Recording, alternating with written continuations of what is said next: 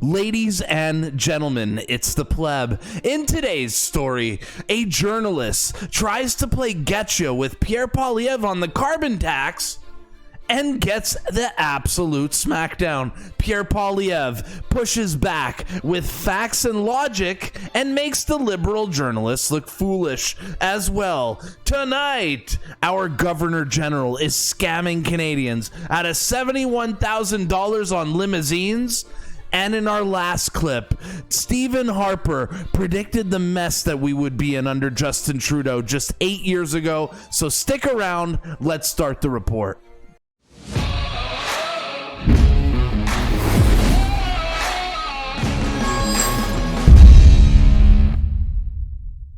My friends, before I start tonight's episode, can I remind you guys that nothing triggers the left more than seeing the Pleb's channel grow? I just crossed 35,000 subscribers. So if you want to help me own the libs, subscribe to my channel and let's own them together. In tonight's story, Pierre Poilievre, who some have been mistaken for Mr. Universe as of late, was in British Columbia today to talk to small business owners about the carbon tax. We have a tweet here from MP Bob Zimmer saying, in Vancouver with Pierre Poilievre speaking with grocery store owner Tony Singh about how transportation costs have doubled in recent years due to Justin Trudeau and his carbon tax. Tony agrees Canada needs a change. Let's roll the clip. Prices here at the storefront. Prices on trucking doubled. Not only from bringing from the farm out of Mexico and California, from our warehouse from Surrey to Vancouver. Yeah. It doubles. So that gets added on back to the price. it has to be added on. So what do you say? They claim there's a study that these carbon taxes and high fuel prices do nothing to increase prices. Do you agree with that? Show me the formula. It works. I will use it here to lower the price. It's obvious that Canadians are skeptical about the carbon tax. Asking Justin Trudeau, let's see the formula. Make it make sense, Justin. People are obviously losing faith in Justin. But you know who's not losing faith in Justin? The liberal media, who have absolutely drank the Kool-Aid on the carbon tax. That liberal media went into the press conference with Pierre Poilievre at this grocery store asking him about the carbon tax, and Pierre Poilievre absolutely owns them yet again. Let's roll the clip. So I'm looking here at a article from the Journal of the European Economic Association published just on March 16th. This is a major international study, found no significant impact of carbon taxes on inflation in Europe and a slight deflationary impact in Canada attributed to the stimulus to investment and supply in non-carbon intensive industries being provided by the carbon tax. So what's your response to that, and what hard data evidence do you have that the carbon tax is a major significant driver of inflation in Canada opposed to the economic rebound in demand following the COVID pandemic health restrictions? What a monologue. So what data do I have showing that the carbon tax drives up the cost of living? Well, the Bank of Canada. So the Bank of Canada governor has already said that the carbon tax contributes to inflation. There are all kinds of socialist interest groups that want to justify higher taxes with phony studies, but we know very simply when you raise the cost of the gas and diesel that our farmers use to produce the food and that our truckers use to ship the food, you raise the price of the food itself. Somebody has to pay that price. It is magical thinking to suggest that you can raise energy prices on businesses, farmers, and workers without raising inflation. Can you imagine being such an evangelist bootlicker like that media member that you are literally fighting for more taxes, literally fighting to enslave your fellow Canadians more? Could you be drinking the Kool-Aid any more than that media member? As well, did you guys notice that they actually kept the prices up? during this press conference. A couple of weeks ago, Chrystia Freeland, or I believe last week, gave a press conference and they hit all the prices. Twitter had some funny comments about that Pierre clip, like our door boy saying, an op-ed delivered as a question, CBC or CTV? Yeah, we all know it's CBC or CTV when it's ridiculous questions like that.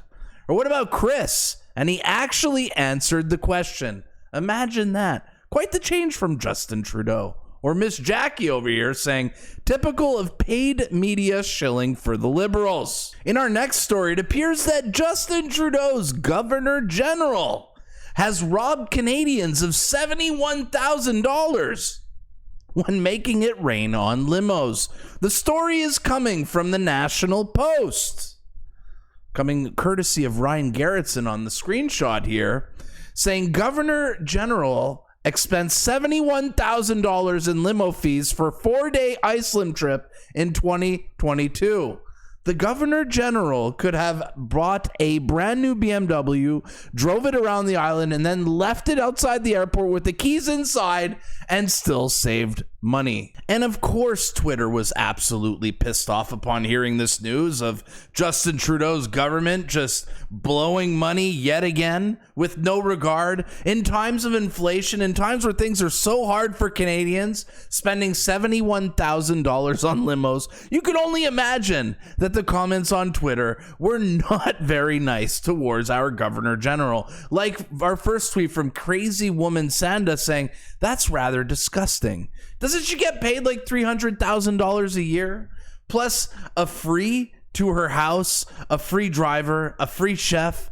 There needs to be caps put on expense accounts for all government officials, whether elected, chosen, or hired. Or this tweet from William saying, I remember the outcry over a $16 glass of orange juice. Never forget. Now we have $71,000 limos. Or this tweet from Alex P saying, they should be in jail. This is embezzlement. Well, the Canadian Taxpayer Federation and Franco Terrazzano went to the Governor General's house to record a video and let Canadians know how absolutely absurd this really is. Let's roll the clip. We're at Rideau Hall today, where the Governor General lives. Why? Because Governor General Mary Simon is making a splash in the news. She's on the front page of the National Post, no less. Right on. Wait, no. It's a bad news story. Governor General bills taxpayers $71K limo ride in Iceland. It was a 4-day trip, and it turns out the Governor General could have saved taxpayers money by buying a brand new Beamer.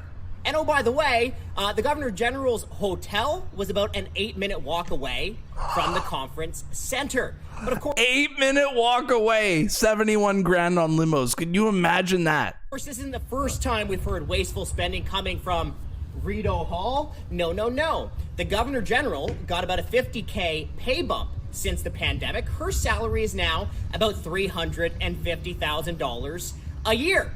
And then remember way back to last year when the news broke that the Governor General spent more than $1 million on a week-long trip to the Middle East. During that trip, they spent, her and her entourage, about $100,000 on fancy airplane food, including, of course, beef Wellington. Sort of like the normal airline food you're accustomed to on WestJet or Air Canada. Isn't that right? So the question... $100,000 on airplane. Are you kidding me? Mary Simon's making it rain harder than a rapper. Is how many more golden pig-shaped trophies is the Governor General going to win before Prime Minister Justin Trudeau steps in and takes action? No more study. The time for study is done. The Canadian Taxpayers Federation has already done the homework. The time for action is now. But we have to remember, folks, this isn't just the current Governor General. We've seen wasteful spending from Governors General of the past, who've also gotten gold pig-shaped trophies for their wasteful spending. Look at Julie Payette. She spent about $500,000 on renovations at Rideau Hall. Of course, there's also the Julie Payette pension problem. She served in the role for a little bit more than 3 years, and she's still eligible to collect more than $4 million in her pension to the age of 90. But of course, the waste doesn't just stop there. You all remember former Governor General Clarkson. She billed taxpayers more than $1 million after leaving office. How is that even possible, you ask? Here's the answer. Well, former governors general get to bill taxpayers for more than $200,000 every single year for the rest of their lives, even up to 6 months after their afterlife. So, ladies and gentlemen, are you a little bit tired of the wasteful spending here at Rideau Hall? Well, if you are, there's a couple things you can do. Number one, pick up the phone, call the Prime Minister's office. Again, enough is enough. No more need to study it. Just take action and end the wasteful spending. Number two, sign the petition at taxpayer.com to rein in the Governor General's perks.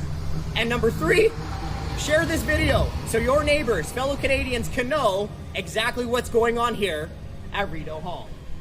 How are they not in shackles for literally blowing our money like this? It's absolutely unbelievable.